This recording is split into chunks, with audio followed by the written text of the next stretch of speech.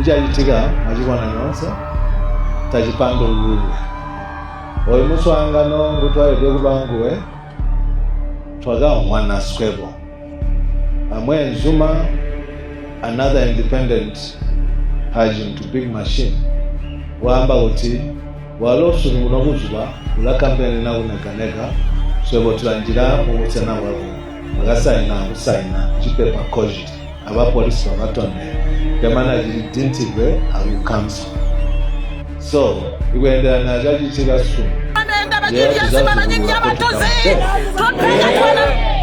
ono akakambo andambe kuti kabaka number 3 katubala ikakusanguna machikona chachitika ku civic center ika number 2 wali police call out akakabaka number 3 ikulayirira kwakuti twajoga kumanda ijaba chifaisanda munafe tujoge kumanda mulu muno tubike mano maningi ku campaign kutegwa twakutalika kuzula mavoti eso akajanike manje maningi ngapange statement kuinda mumavoti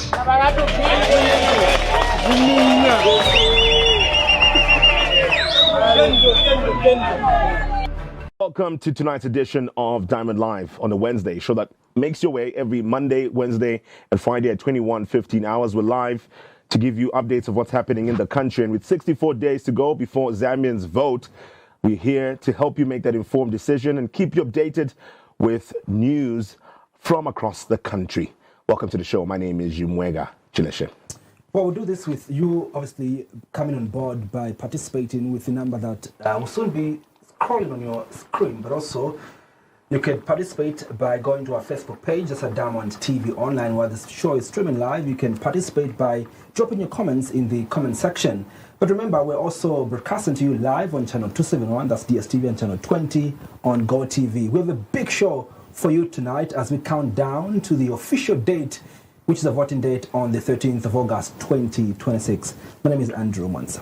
It's been quite the day today, and part of what we've seen today is President Hakainde Hichilema clarifying on the public gatherings bill and stating that this was returned to Parliament on the 29th of May, 2026. This has been seen as quite ironic because just a few days ago, we did hear that the police had banned the public gatherings there, and we saw the suspension of campaigns as the Election Commission of Zambia did endorse the decision by the Zambia police. And many have questioned. We've seen a number of stakeholders, Chapter 1 Foundation, the NGOCC, wanting clarity on this public gatherings bill and when exactly it was assented by the Republican president. When was it signed into law?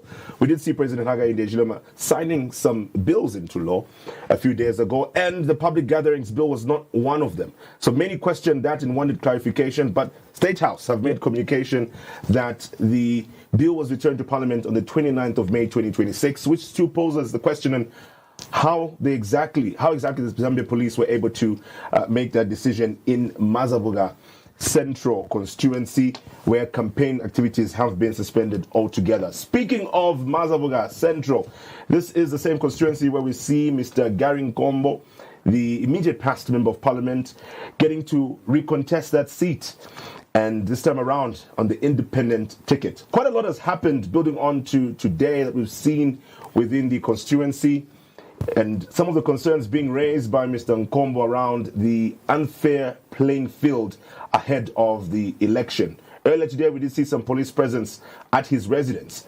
I tell you what, Mr. Gary Nkombo is joining us now to speak on this. Mr. Nkombo, good evening. Good evening, guys. How are you? We're doing well. I think the bigger question is, how are you doing tonight? As you can see, I am fine. I'm okay. Let's get an update of what the situation is, first of all, at your residence. Are you still experiencing or witnessing police presence at your residence tonight? All right, Chimweka and Andrew, the viewers, it's important to say to you that the events of today are a culmination of many events that probably you have been, or maybe you have not been following over the last 3 weeks. Today, I decided that perhaps time has come for me to open my mouth. And I was actually on my way home from Lusaka when I got a call that police had surrounded my house, and I saw images of my house being surrounded on social media. Obviously, because I'm a normal human being, I got a bit unsettled. But sometimes it's okay to basically give out an interview, and this interview may just suffice to unsettle the comfortable, but in the same token, it may comfort the unsettled. There is a series of events culminating from the closure of Parliament. It's important for you to know that I was excluded from participating in any party events. That you must take as official from me at any level. And because of that, then I invoked my right of association, my right of conscience, my right also to participate in building a society. And therefore, I did not, as directed, did not apply to be a candidate, beginning with the management of the party and ending with applying to be a representative. Remember, I'm a career politician. I have been representing people because it's a calling. So at the point when, things didn't seem right with my organization, I stayed back, and I decided that perhaps, the people's voice is the voice of God, and I didn't apply. And so, remember, I have had an umbilical connection to that constituency, having served them for a period of time, and because of that, people rose to their representative. Remember, I'm a career politician. I have been representing people because it's a calling. So at the point when, things didn't seem right with my organization, I stayed back, and I decided that perhaps, the people's voice is the voice of God, and I didn't apply. And so remember, I have had an umbilical connection to that constituency, having served them for a period of time, and because of that, people rose to the occasion by coming to compel me to go and contest as an independent. And I think the story is very clear for those who have been following. And they went to the extent of even paying my nomination fee in excess of the 7,000 kwacha, more than what ECZ required. And at the time when I was called in, I obliged because it was my constitutional right to do that. What that meant is that I also had to respect the provisions of the law under Article 51 of the Constitution of Zambia, which demanded that I must resign from the party that I belonged to, the party that I loved so dearly, in order for me to qualify. So I did resign from the UPND, painstakingly, but all the same, it's okay because that's how life goes. You saw what happened during my nomination, something that was totally unfortunate, something that I did not quite believe would happen in the term of my life. And this is why I said this short interview may just suffice to unsettle the comfortable, but also in the same vein, comfort the unsettled. So I decided to listen to the voice of the unsettled who wanted me to participate. And so I was a victim. That was not the end, Chimweka and Andrew. if it wasn't for my wife who came in the way of the assailant, I probably would have been dead meat by now. That did not end. So, Mr. You want me to stop? We appreciate you taking us back to some of the events that have accumulated into today, as you mentioned. But with the police presence that was seen earlier, what's the current status? I'll terminate at that in just 1 minute. Please allow me, so that for those who may not have the history can then follow the trail, that 2 days later I was summoned to the police, where I was now the assailant rather than the vanquished. And as I'm talking to you, I'm under arrest, which doesn't bother me a little, because the pictures were there for everyone to see. All this, Chimweka, could not have been happening automatically. There must have been a hand behind that. And there were many pronouncements such as one from the Deputy Secretary General, Ms. Menda, my mom, who said I was rebellious. There's nothing rebellious about being rejected and dejected. And so there's many things that have been disparaging about myself and my ways in terms of exercising my right to participate, coming from all sorts of places within my erstwhile friends, the party that I belong to. But that I've taken, because as I told you, I'm a seasoned and career politician who understands that there'll be falsehoods, there'll be facts, there'll be innuendos, there'll be, mudslinging.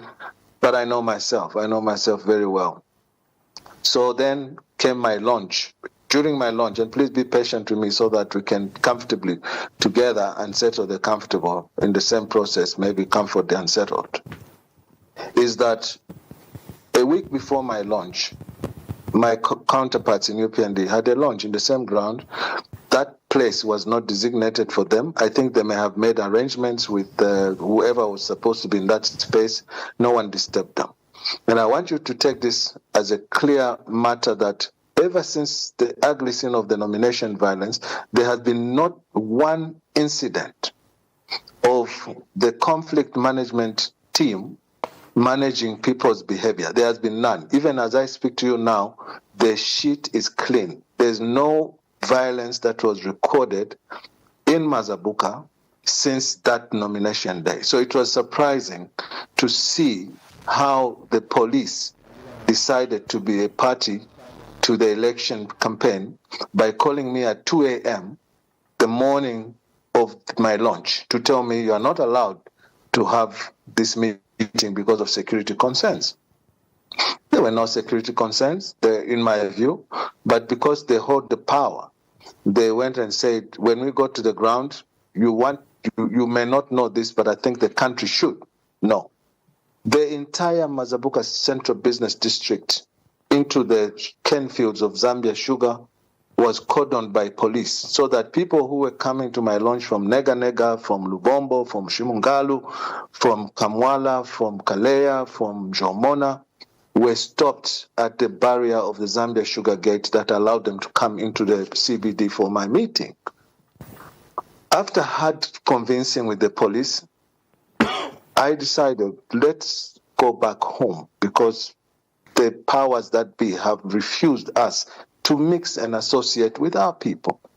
All right? And so as we were walking back home, which was just probably a kilometer away from the site where the launch should have been, maybe I would say 200 meters from my house, the police discharged tear gas on me. They didn't stop there. We got into the yard. I went into my bedroom. They discharged tear gas from outside my gate. And you saw the images. Some people fainted. And I said to myself, is this what I fought for? Clearly not. I want you to understand that. It was not what I fought for. Even if my services might not be appreciated, the fact is that that's not personally what I fought for. And I think that I represent many who may not be thinking like that.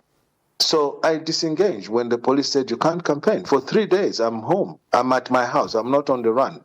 The fact that the place, I'm coming to your point now, was not open is because my maid, who's in Mazabuka, and a few others who were there to guard my house, told the police, show us your search warrant. They had a paper in their hands. But as you know, law dictates that you present a search warrant to say exactly what it is you're looking for. So when my people called me, I told my maid, ask them to give you the warrant and read it to me so that we can understand what it is they're looking for. So they started speculating and said, no, we are looking for a suspect. Now, that's my house, not anyone else's. Is it me they're looking for? I'm here. I'm not on the run. The decent thing to do is to pass a call out to someone. It's more dignified, you know. You give a call out to someone and say you're required. If it is me, for instance, that they're looking for. And it was not until my people inside the yard refused to cooperate that I'm told they decided to now leave the gate and surround the house. Now, I want you to understand that I'm not there in Mazabuka. I'm here at home in Lusaka. And so the events of what happened today is as far as I can explain it now. Whether they found what they were looking for, whether they broke in violently, whether they're still there, I don't know. But all I know is that I've got a right for representation and to get a legal counsel. So I will present myself tomorrow in the morning at 7 o'clock at my house in Mazabuka so we can understand what it is that the law enforcers are looking for. However, it must be clear, and I must say it, that my inner feeling is that perhaps this is an act of intimidation because, as I've said to you, we have not been campaigning. We have just been, back home because we are law-abiding citizens. They said no more campaign. But you can see, I'm sure you know that our colleagues have been campaigning unhindered, and no one is taking an issue around it. I'm at home on ice. They're busy campaigning, and they're obviously churning out hate speech. That doesn't bother me quite a little because I know myself. And I also need you to know that search warrant or whatever it was, if it is truly there, I need to say this, maybe to unsettle the comfortable. Finally, Chimweka, that 2 days ago, 2 young men who were in my campaign team were called into Lusaka. They were threatened, they were intimidated, and they were asked to go back to Mazabuka, put on radio to disparage me. That's okay. But my worry is that one of them, his name is Hambulo Chuma, on the day of the tear gas, he had been communicating with these people that called him to Lusaka for intimidation, and he was inside my house. Inside my house. So I do not know, perhaps there were some levels of collusion to dump something in my house in order for them to come tonight to implicate me. He has been the closest person that I've been working with in my campaign until 2 days ago. He had access into my bedroom, into my inner bathroom. He's somebody that I trusted.